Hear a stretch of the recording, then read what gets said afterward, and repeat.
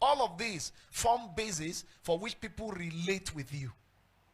So if you're misbehaving God, don't expect people to treat you as godly. It's as simple as that.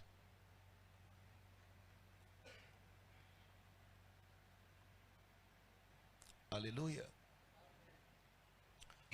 That you are not an ordinary human. You are a God. Why? You are born of who? Of God. So being born of God automatically qualifies you for greatness. For whatsoever is born of God overcometh the world. There is a capacity in you by being born again that empowers you automatically to live above circumstances, situations as arrayed or, presented before you, or that is brought before you face to face from the powers of darkness. So the seed of God is above the world. He or she is not subject to this world or its elemental and spiritual forces.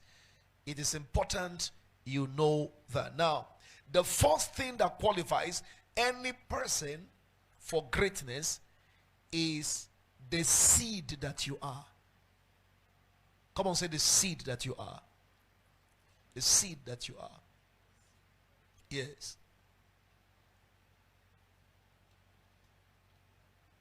Now, you don't become the seed of a man until you are born by the man. The seed of God must be born of God. Is that making sense?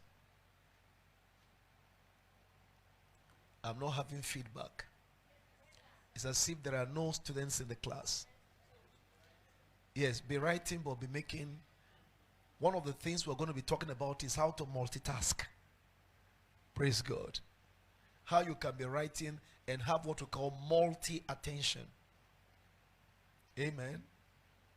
Becoming sensitive to your surrounding, to your environment, and being, to the point where you are not taken aback by anything. Praise God. Because if we say that you are a God by being a seed of God, it means you should be functioning like God, at least in a dimension. Amen. Amen. All right. So the first thing that qualifies any person for greatness is the seed that the person is, and in particular the new birth experience. It is more than a religious experience. It is an initiation or an induction into the royal family of God on the earth.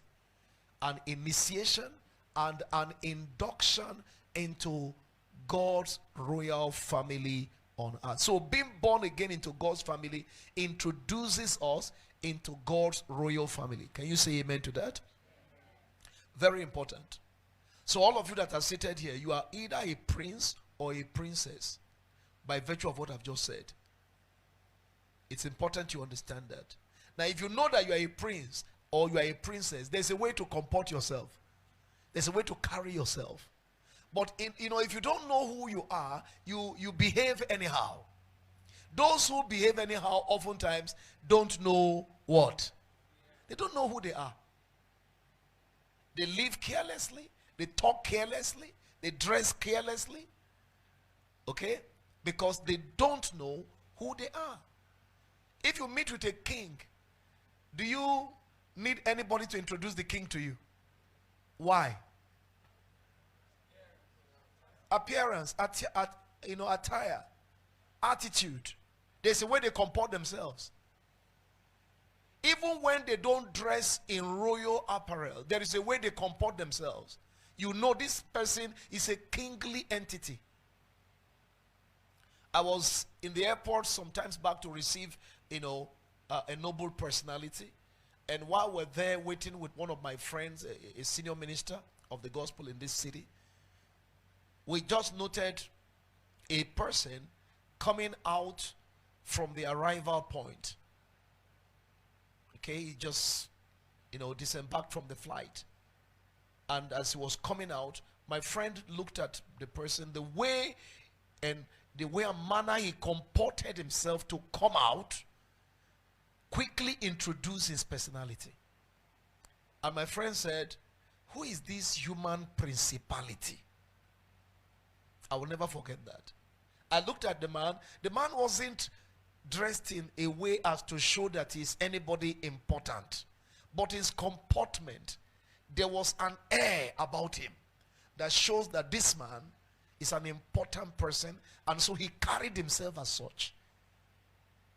It's important you understand this value. Now, don't also forget that God's royal family is the highest monarchy in the universe.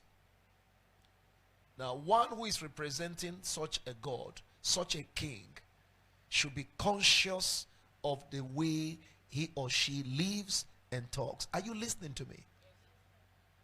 All of these form a basis on how your generation will treat you. It forms the basis of how people react or respond to you. The way and manner you comport yourself. If as a minister, for instance, like I used to have a friend, and one time we're traveling together also, and we got to a particular place, and that's many years ago, he bought sugar cane.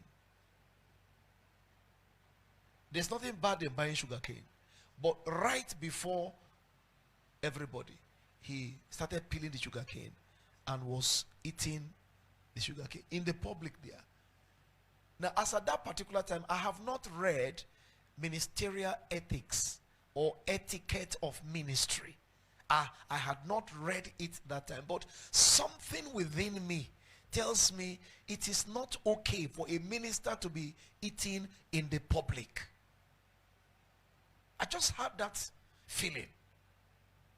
And progressively, as I keep on growing, I realize that there are certain behavioral patterns that does not befit royalty. Not too long ago, I decided to take my time to study about the behavior and the attitude of royalty, since I am one. I took my time to study earthly royalties. How do they behave, especially judging from the United Kingdom, the Queen of England. Now, I'm a heavenly royalty. At least I should study to know certain things that is expected of a royalty. And there are things that are not expected of a royalty. So if a royalty begins to misbehave those things, he has brought himself low. All of these form basis for which people relate with you. So if you're misbehaving God, don't expect people to treat you as godly.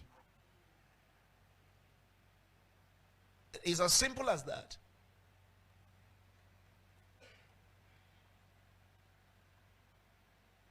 Hallelujah.